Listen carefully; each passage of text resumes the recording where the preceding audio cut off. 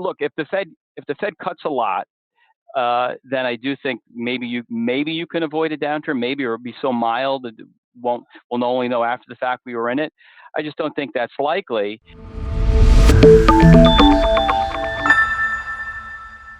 Welcome to Wealthion. I'm Eric Chemi. Recently, we've had some conversations where a lot of people have been bullish. They don't see a hard landing ahead. They see so many strong positive indicators, but I'm not 100% convinced. And I feel like we need to get the other side of the story. So today we're talking to Joe LaVorgna. Most notably, he spent a year serving in the White House as special assistant to President Trump and was chief economist of the National Economic Council. He spent decades as a Wall Street chief economist for Deutsche Bank, Natixis, and now currently at SMBC Nikko Securities. You might hear some trading chatter in the background or people walking behind him. For more than a decade, he was also ranked as a top economist in the prestigious Institutional Investor All-Star Fixed Income Survey. So, Joe, I know you believe that we're going to get a recession. The question is not if, but when and how hard it's going to be. Walk us through what you're seeing here. Sure. Thank you, Eric, and thanks for having me. So the couple of reasons why I think there's a recession, maybe three reasons. The first and foremost is the index of leading indicators peaked back in December of 2021, and it's essentially fallen for 19 consecutive months, and it's down 8% year on year. And in the past, every time we've had that length of decline, and by the magnitude we're seeing, we've always had recession. And that's been the case even if we go back and look over the years to see the original series before they've been changed, as this index has changed its methodology a bit, but it's always been reflective of recessions. That's number one.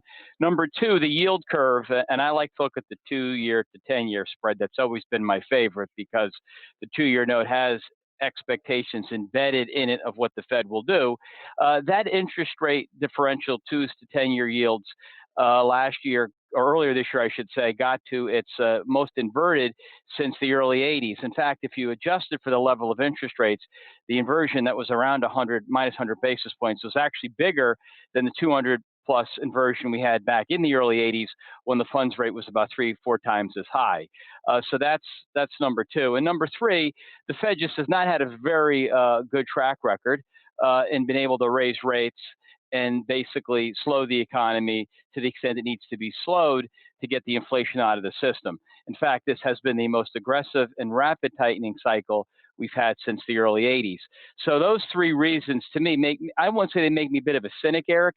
They're just consistent with what history shows time and time again, that the probability of a soft landing is very, very low and that a hard landing is much more likely. So I keep hearing from the bulls that, oh, but labor is so strong. You can't find enough workers. There's all these openings and not enough workers. That's going to keep the recession from happening. And then I've heard other people saying, but wait, it's coming. Eventually that domino is going to fall too. What do you see there?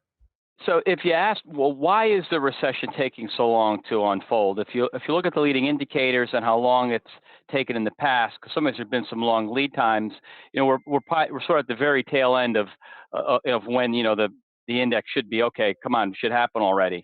And I think part of the reason why we haven't had a recession is that COVID and the shutdown of the economy caused a lot of the traditional relationships in the economy, the modeling, if you will, to break down. So, for example, we saw back in 2021, very high job openings and a very high unemployment rate. That really doesn't make any sense. Normally, you'd have the opposite. You'd have low unemployment and high openings, or low openings and high unemployment rate. Instead, you had both at the same time, elevated unemployment and elevated job openings. So the economy is kind of normalizing, and that's important. The fact that you've had the labor market healthy, though, doesn't really tell us where we're going. The one indicator within the labor market that actually is predictive is the unemployment rate, and that now is up 50 basis points from its cyclical trough, which in the past, every time in the post-war period, has also signaled a peak in the economy. So it's taken us a while to get to where we are, but if you believe things are normalizing and some of these old relationships, which have worked for many decades, if they reassert themselves, as we believe is the case, then you will get a hard landing. What about the idea that the Fed will need to cut next year because of the election? Do you think there's that much politics involved in how they play this out? there are politics. I believe the Fed will have to cut rates a lot just to normalize the yield curve.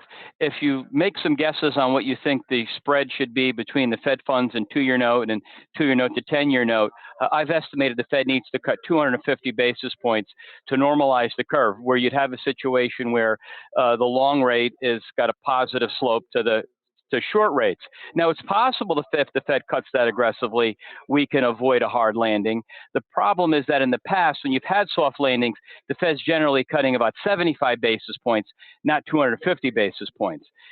So I do think the Fed has to cut a lot. Now, politics, I do think will enter into the equation, but only to the extent if the Fed hasn't moved and we're bumping up closer to the election. So, for example, if we're sitting here and we're still debating about the strength of the labor market and the extent that inflation is going to moderate, and it's September of next year, to me, politically, that's going to be very difficult for the Fed's first move to come late in the year, rather. It's more likely that if they would cut sooner, because if it looks like the data warrant it, and part of this is going to be a data issue, then by going sooner, then they could sort of be above the political fray. But if it's at the last minute, it'll be a problem. And I'm sure, unfortunately, both sides are going to be arguing that the Fed's making a mistake. They're either cutting too soon, too much, or they're waiting too long to move. So either party is going to be pretty upset with the Fed if my forecast is correct. What was your perspective like working in the White House, National Economic Council? You're probably dealing with the Fed or working, like, if you were Jerome Powell, what would you be doing differently right now if you were in charge? Well, I liked Alan Greenspan's sort of a non-transparent view, which is sort of a funny thing to say because people always think transparency is the best thing. But I learned way back when that you sort of want to talk to the market as if it's a teenager, a smart teenager, doesn't have a lot of attention span. Mood changes can happen quite frequently, and you want flexibility and optionality. And the problem with the Fed giving all these forecasts, giving all the data, making predictions, doing things like forward guidance, is that it's responsible for things which it can neither control, meaning the economy. Fed monetary policy is a very blunt instrument, nor can it forecast the economy. And I'd argue the Fed's forecasts are worse than the consensus because how institutionally the organization is set up. You've got 5 governors, 7 bank presidents that voted at times. It's 12 people voting. You've got 19 people on the committee. You include all the non-voters, and it takes a while to make decisions. And the degree of consensus on the Fed is extraordinary because economists are known not to agree on many things, and yet the Fed always has these votes that are generally unanimous. So I would do things totally different, but the problem is we've moved so far, Eric, away from how I would do things that we're never going to go back, and that transparency is going to persist. And I do think that will make the Fed, and I've said this many years, well before I was in D.C., I had the pleasure of serving for the president, but I've always made the point the Fed is opening itself up to political interference because it's accountable for things which it can neither predict nor control. I like the way you put that. It can't forecast well, and it's not responsible for it either, right? So it's partially responsible. Yeah, it's partially responsible. But the old adage was monetary policy was a very blunt tool, and even Chairman Bernanke had mentioned that QE doesn't work in theory, but it works in practice. So it shows you that there are a lot of funny things about monetary policy. That it's not. This isn't physics. It's not engineering. It's not like, okay, we're going to build the bridge, and if it stays, the math is supposed to suggest it's going to hold. Economics isn't math. It's a social science. And that means it gets a lot of things wrong, and people need to be adaptive and need to learn. And unfortunately, I think economics has become too mathy. It tries to be too precise. There's this whole joke about why economists forecast to the decimal place, Eric, and it's because they have a sense of humor. And so when I see these Fed reports, and they're very deep and detailed and have distributions of risks to the forecast and where it's skewed, I just think it's sort of silly. We just simply don't know. And it's okay not to know. But nobody wants to be humble anymore. And I think the economics profession needs a lot more humility. It reminds me of in college studying economics and the idea that you go through all these complicated equations that you need a PhD in order to figure out. Like you need a PhD in math to figure out these economic equations. And the idea is this is what the equations say about normal people's behavior. Right? That normal people take 300 million Americans, none of whom have a PhD in math, but this is their behavior, but we need a complicated equation to solve it. But it means that the people who have this behavior, they're not optimizing their life around these equations. They're not thinking through these equations. They're just doing what they do every day. So why do we need these equations when the people who are making these decisions themselves are not powered by these equations and don't have the training to make decisions along those lines? Yeah, people, I mean, people with, they may inherently want to optimize, but we know people do irrational things all the time and do things that aren't good for them. Now, the argument might be in aggregate, so all these things kind of cancel out. But to me, psychology is very important. And, all these models, they're good in terms of giving you a general structure of how you might want to describe how the economy works. But all these models are only as good as the assumptions that underlie them. And then, of course, when you have shocks to the system, like you had with the financial crisis in '08, and again with the pandemic, in the aftermath of that, we need to again realize that the standard errors or the confidence intervals around these statistically significant predictors that have worked so well in the past are wide. You have fat tails, and it would be good to acknowledge that. Moreover, the other issue, which I bring up time and time again when I talk to clients and when I can in the media, is talk about the data. The data is not particularly good. It never has been good, and arguably it's gotten better. The response rates on things like the employment survey or the job openings and labor market survey, those response rates have come down significantly over the past handful of years. So that means that not only making decisions based potentially on flawed models, the data we have isn't particularly good, and itself can be biased. And I think that's what's happening now, where the economy doesn't look as healthy as the data suggests. We're seeing employment, for example, Eric, has been revised down 8 of the last 9 months. We're seeing a gap between the household and employment data of roughly 2 million jobs. And yet we're making these decisions, and yet the data isn't particularly good, and arguably it's gotten worse. Do your clients love hearing how bearish you are? I don't. Yeah, it's not that I'm bearish. I feel like I mean, I'm not bearish, although I'm bearish now. But I look, I've got a view of the world, and certain every model eventually breaks down. But I mentioned the index leading indicators. I mentioned the yield curve. I mentioned how fast the Fed's raised rates. If you look at senior loan officer surveys, another leading indicator, how that's tightening. So you've got a very high price of credit at the same time that the availability of credit's declining. It just kind of makes you negative. But that's not always the case. I remember being accused of being bullish coming out of the financial crisis, having been very negative in '06 and '07, and then being bullish in '09, and people thinking I was crazy. So you're kind of used to it. I look, if the Fed cuts a lot, then I do think maybe you can avoid a downturn, maybe, or be so mild that we'll only know after the fact we were in it. I just don't think that's likely. And I do believe in the wisdom of crowds. So when I see that yield curve inverted, it's telling me that when your short-term rate, your financing rate is above what you could lend at, meaning because you're funding short and lending long, that in and of itself should dry up credit. And what we're seeing now, of course, is the market for private credit explode. Money's moving away from banks and it's going to another part of the financial system where it's unregulated, where there's no transparency, and that in and of itself could cause its own issues. So I think I'm bearish now, but trust me, at some point, when the fundamentals warrant it, Eric, I'll become massively bullish. I'm curious, what are you looking for? What will change your mind? And maybe we'll save the question for a second. I'm going to talk about the current situation. Right? The current situation now, Sure. we've seen the S&P 500 have that sort of fall the first half of this year, come all the way back, come back down again, and then rally all the way back. We know that's just 7 stocks, right? But as a general index, that's what's happening. A lot of people will say, look, we've already seen the downturn. We already saw it drop 10%. That was Yeah. the 10% drop a couple times, and now it's back up. That Right. was the move.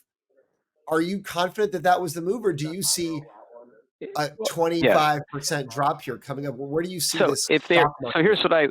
what earlier you asked about, hard landing and what's the probability of Right. recession. I would say that, look, the likelihood of recession is still quite high given the factors that I mentioned. But whether it's a deep What recession, percentage? What does likely high mean? What number is that? 75, 80%. Okay. I Okay. mean, it's like if if you're at Vegas or you're making a bet, you would have a reasonably high degree of confidence that you'd be right. Of course, there's always risk you could be wrong, but Right. I'd say 75, 80%. And that's come down a little bit because the longer the economy goes without a downturn, the more likely some of these excesses could be unwound. So anyway, the reason about the equity market, why I think the equity market could go lower, or actually coming back to the other point about the depth, is that we don't know what recessions look like or how deep they are because we're not sure what the policy response is when we're in it. So for example, if we look back at '08 and you look at the data we had, GDP data, payroll data, it was a milder recession up to September of '08 than what we had seen in '01. And then what happened? Lehman failed, and the Congress didn't pass TARP 1, which is a troubled asset relief program. And then, of course, the economy collapsed later that month and from October through April of the following year and recovered when the Treasury had to pass the banks on the stress test. So it was extraordinarily mild downturn, got worse. Take the pandemic. The pandemic was a collapse in output that you hadn't really seen ever over a 6-week period. The administration gave income support. The economy started to reopen in May, and you had a sharp V-shaped recovery, which by the time I argued I was too bullish. My colleague and boss Larry Kudlow, we were arguing about, you've talked about an I-shaped recovery. So that was V-shaped recovery. So what was the policy response? If we get a situation next year, let's say where it's not clear what the economy's doing and the Fed waits and holds off, it's worried about inflation picking back up like it did in the 70s, which we could talk about because I don't think I think the better parallel is the 40s. And the Fed waits, well, it can make a situation much worse. And if there's divided government come in 25 and there can't be a fiscal response, in response to a weaker economy, then you could easily have a mild situation get much worse. So I think there's a hard landing, but we don't know what it'll look like because we don't know what the policy response is whenever it happens. So I think that's very important. Regarding stocks, the issue I have with equities, and we had about a 23, 24% correction from the January 22 highs to the October 22 lows, is that the market, if we have a recession next year, the equity market didn't make its bottom in October of last year.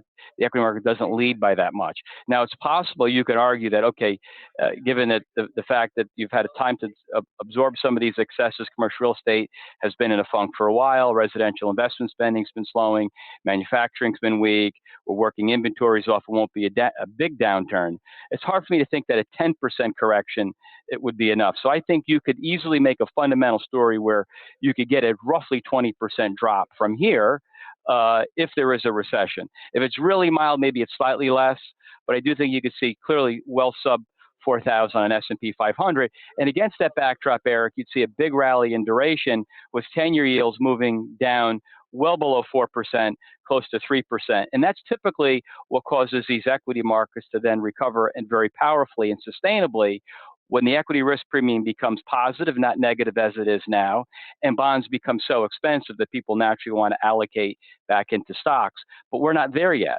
I feel like this has been an argument a lot of people have had, let's say all year, right? There's been a consensus from a lot of economists that we're going to see this soft landing, but we're wrapping up 2023 and basically they've been proven wrong so far. So what's going to make 2024 different? Because I think intellectually everything you're saying makes sense. It's like what you said about QE. It doesn't work in theory, but it works in practice. I feel like the Bulls argument doesn't work in theory, but it has been working in practice so far. Sure. What's going to change next year?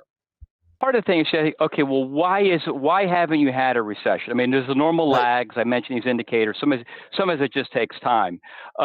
Number one, and maybe the most important, is that when SVB failed back in March, the Fed provided $400 billion, that's a huge number, in liquidity immediately. And it had drawn from the financial crisis and, of course, the COVID playbook and moved with such alacrity that you've got to give Jay Powell and the Fed folks credit. Of course, you could argue that monetary policy was the cause of the regional bank crisis because of forward guidance and people not believing the Fed would raise rates as much as it said it would, even when they began raising rates in March 22.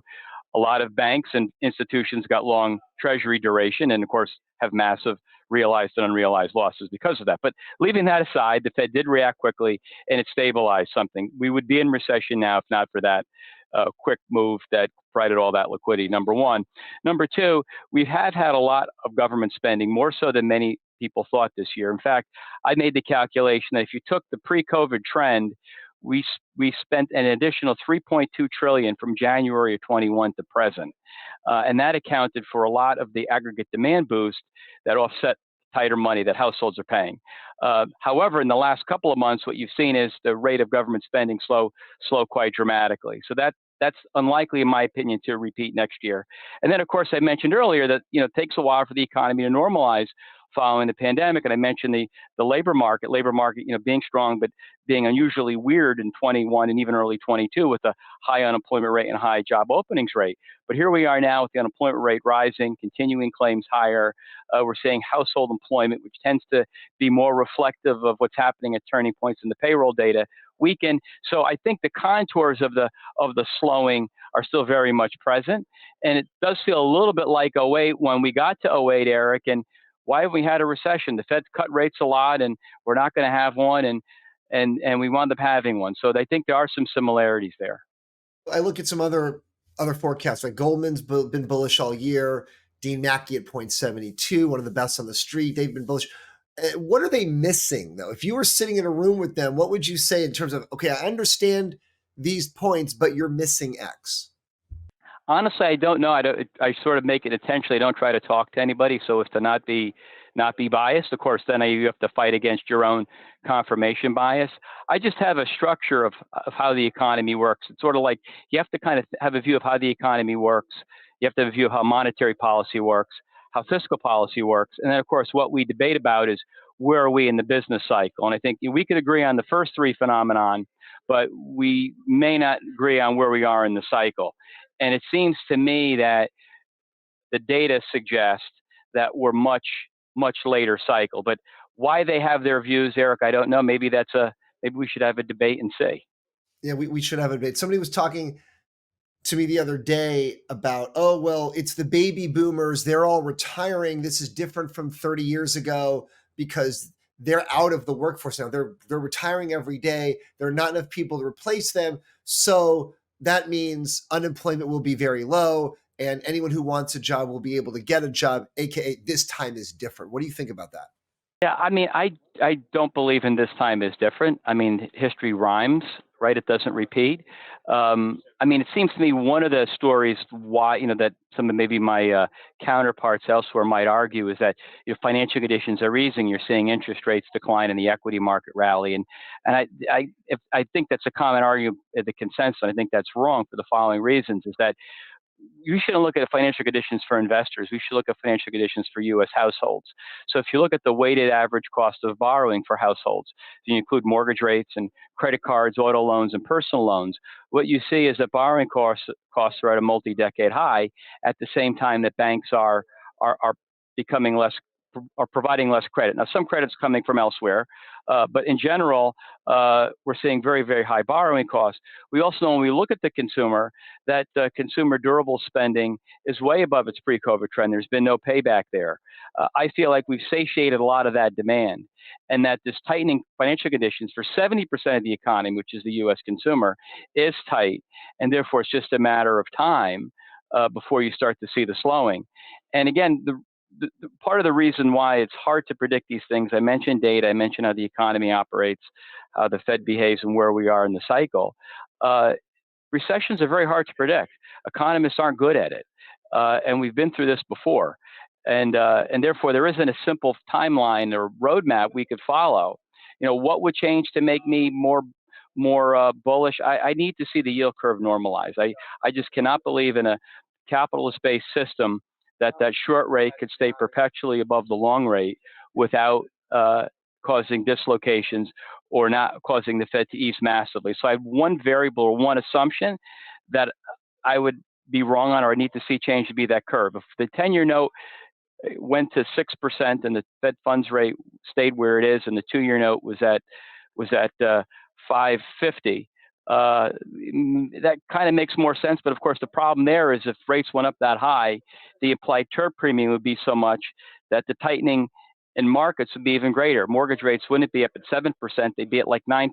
So I guess the way I see the world, it's hard for me the model I use, the foundation, it's hard for me to change it in a way that would allow me to quickly switch, which is not what I think I'm supposed to. I'm not a trader, I'm not a strategist. I'm supposed to have just a solid fundamental core underpinning, and it served me well for a long time, and I'm hesitant to abandon that approach yet. Yeah, you got to stick with your view for a while. You can't just change it every week. If the Fed does cut rates, but doesn't that suggest they're cutting rates because there's a recession, right? That you're Or saying yeah, you'd only or be assurance. bullish if they cut, but they're only going to cut if something bad happens. Well, here's the thing. So one of the things I've been very, I believe that inflation was largely transitory. Uh, to me, the episode that's more applicable to today isn't the 70s, but rather the 40s, when you had a similar dynamic unfold where you had a huge increase in aggregate demand while aggregate supply shifted to the left. In other words, the labor force shrunk effectively because people were at war. And it was a little bit like how what happened during the pandemic, where people were shut in and government spent trillions of dollars, not unlike what happened during World War II. And we saw inflation back then go up to almost 20%. And then within a couple of years, collapsed and actually went negative. So I think to me that is probably the better analog. So if inflation comes down and as that real funds rate gets bigger and bigger, maybe the Fed just cuts and cuts a lot, and that's how we don't have recession. And maybe that helps stabilize equity so they don't maybe correct as much. I guess that would be one of the ways I could be wrong. But the problem is the people who have the soft landing don't have as much cutting as I believe necessary so as to avoid the very thing that they're not predicting. You mentioned transitory inflation. I wanted to catch. Did you say you believed it was transitory? Or you did Yes, not believe I it was believed. No, transitory. I believed it was transitory. I'll give you, for instance, the inflation rate peaked at 9% in June of 22. That was the Right, same month the Fed raised the funds rate 75 basis points to right. 175. Literally, when the inflation peaked effectively the same month the funds rate was at 1%. Never before have we ever had inflation peak. The Fed was done hiking in July, which I believe they are. Uh, we have never had a period, Eric, where the inflation rate peaked 13 months before the peak in the Fed funds rate. Only a Right. couple of times has inflation peaked before the Fed funds rate. Happened three times: 57, 57, 84, and 18. And the average lead time was only 5 months. This is 13 months. So what that means is with monetary policy, given those long and variable lags, and as that real rates continue to rise, the Fed's going to need to cut. So maybe they cut their insurance cuts, and that's why I don't have the soft landing. But it has to be more than 100 basis points of easing that's baked into the market. Market has 100 basis points of cuts next year. I think that's not enough. I either see the Fed not cutting when they should, risking a much deeper downturn in 25, and maybe because the election gets in the way, or they wind up cutting a lot, and it happens a lot sooner. And the spark would, at this point, likely be, further rise in unemployment, but also you would need negative payrolls. You'd need negative jobs. The Fed won't cut rates, even though inflation's come down a lot. They won't cut rates with inflation still well above 2. What do you think was the biggest blunder by mainstream economists in recent years? Because I look back about the massive stimulus programs that we saw a couple years ago. Should someone have stood up and say, well, this is going to cause inflation, right? Did, the idea of was it transitory or not? Were the massive stimulus programs appropriate? Did anyone correctly analyze the V-shaped rebound? So we were also talking about the Great Depression 2.0, but that didn't happen. Does it feel like we had a massive miss in the industry? I think, unfortunately, we've broken down, Eric, into tribes, and you've got conservative-leaning economists and Right. liberal-leaning economists, and we each got to go down their own path. I don't. I like to say, as a street practitioner, I sort of am forced to, like, to the extent maybe other people can't, but don't be as biased. I need to be correct. I need to have a good thought process. So some people did foresee the inflation and back in 22, to his credit, Larry Summers did and argued about it and kind of got iced out by the administration. But I'd say to answer your The tribe question, eats you alive if you go yeah. against them, right? Yeah, but to give an answer to your question that's non-political, because I want to be as unbiased as I can and be objective. I'd say probably the assumption that home prices couldn't decline back in the early 2000s, and I never believed that. Um, and in part, I would show people, if I showed you a chart of a price and you saw these exponential increase in price, it didn't matter what it was, and you sort of started to see things weaken. The chartist or technical analyst in me would say, I think that thing could correct, right? Whatever could go up 20% certainly could come down. And we made the assumption, because it had never happened before, that it wouldn't happen. And too many economists fell for that. I also think that economists oftentimes don't look at market price signals in psychology. And again, they focus more on these big macro models of how the world is supposed to work, when in reality they'd be better off talking to people in business and industry and thinking, and what are they thinking? What are they saying? And I don't think we do that enough. There was a good book written by, I think it was Christopher Leonard, called The Lords of Easy Money. And there was when Tom Hoenig was dissenting, he didn't want to continue to do quantitative easing. Uh, Brian Bernanke challenged him, like, what model do you have? And his point was, I'm actually talking to people in the real world. And I think too often, so I was saying economics needs humility. Too many people just have a disdain for the common person or the person that doesn't have a PhD or isn't math and doesn't speak in a language that basically insulates them. So, I mean, this language that economists use is just a barrier to entry to keep wages high. And I think we need more proof in the pudding. What's your thought process? How good is your forecast? How often do people want to listen to you? And I think economists continually make those mistakes. A very insular group and generally just hang around themselves and debate themselves. I'd read something a long time ago that said that the economics profession, I can't find where I saw it, but the economics profession was like one of the worst disciplines in terms of like quoting or borrowing from other disciplines, meaning like historians would take from political scientists and sociologists and economists, but economists wouldn't draw from other academic research places. And I think that's my own experience is personally has been that's the case. So we'll see. I'll ask a crazy question. I mean, it doesn't matter. It's too late. If we had just done nothing for COVID, no shutdown, no stimulus, as I talked to a lot of normal people, everyone says everyone got COVID anyway, right? We Yeah. lost so many lives anyway, but at least we could have avoided all the economic and financial problems, the massive debt, the massive inflation, the hard landing that's coming, the uncertainty.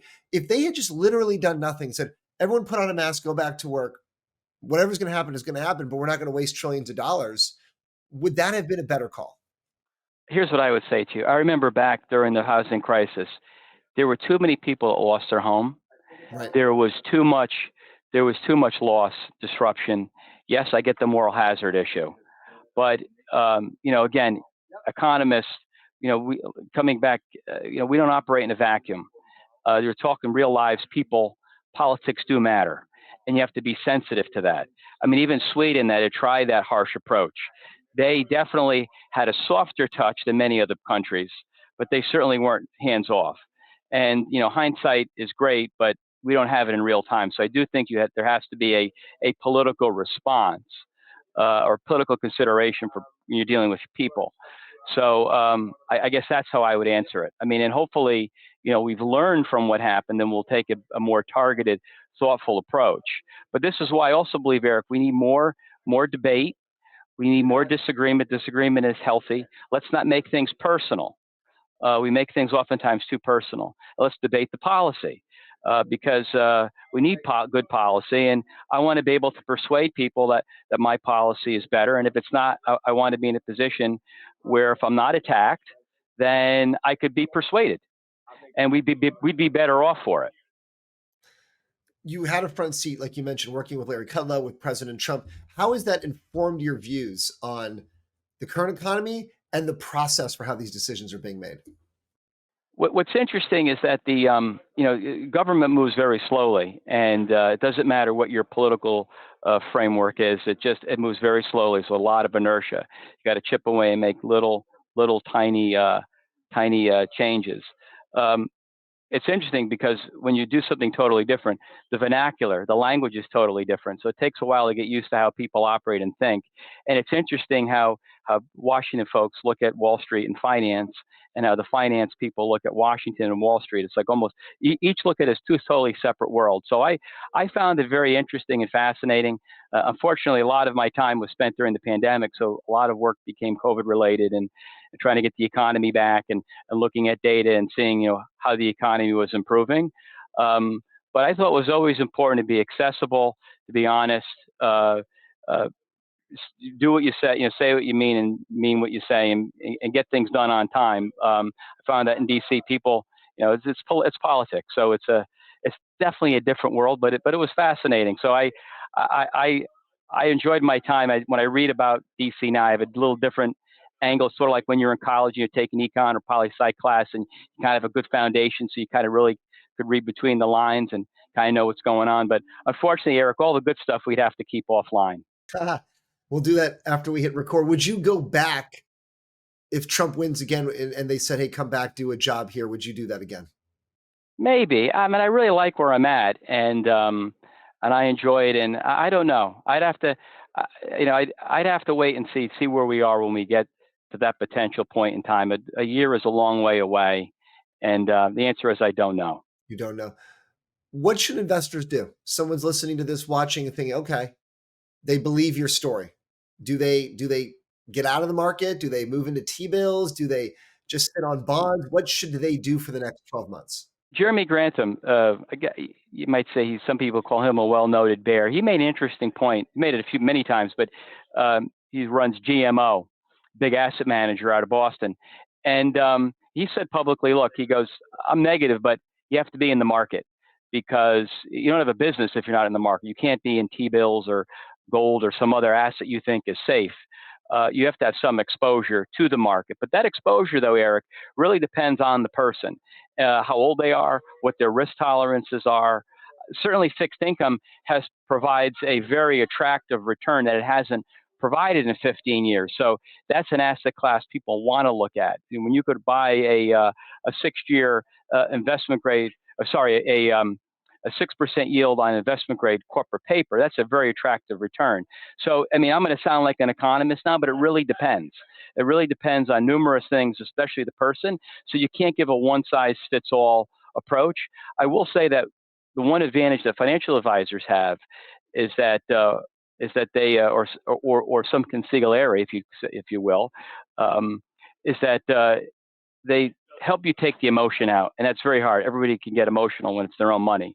So I think that's what you really want to work against, and that's where you want to be careful. That's why people who either dollar cost average or have a certain set of asset allocation and kind of don't make the decision making on a whim, generally do better. So I think I kind of gave you an answer, but I'm hesitant to be specific because all cases are different. Let's say someone's got a 10-year horizon, right? Let's say they're in their 40s, so they are still going to be working. They don't need it for retirement. They just want to maximize, return versus risk.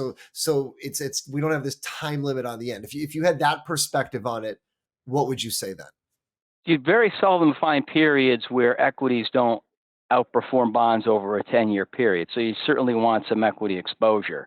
But I'm not sure you'd want to be all in stocks as maybe you might have been in 2009 when you looked at the trailing 10-year return on stocks had been negative and generally guaranteed with quotes around it, that the market would recover quite sharply or the 10-year forward returns would look good. But a lot will depend on inflation and where interest rates go. But I would say, again, you need exposure. The old rule of thumb was 100 less your age would be your equity allocation. So if you're 30 years old, you should have at least 70% of your money in equities, diversified equity funds, and 30% in fixed income or some other combination of fixed income and perhaps alternatives. So I've always sort of used that as a benchmark. But again, it depends sort of what your goals are. If you want to take risk, people are going to be more aggressive. But as you know, risk and return, they're inseparable. More risk, higher return, vice versa. I appreciate that. I'll try to pin you down on this last version of the question. If you've got, let's say you won a small amount in the lottery, you won 100,000, you won a million, not the mega 100 million, but you got you got 4 out of 5 balls right. So you get 100,000 or a million. Would you be buying S&P 500 here at almost all-time highs, or would you say leave it in some bonds, corporate or treasuries, wait 6 to 12 months and then pick it up? Do you think S&P is going to be lower 12 months from now? You could buy better then. I will put some money in the stock market. Well, here's what I would. The first thing is I pay down debt because, again, depending on what your interest rate is, the liability doesn't change. So I would pay down debt, number one.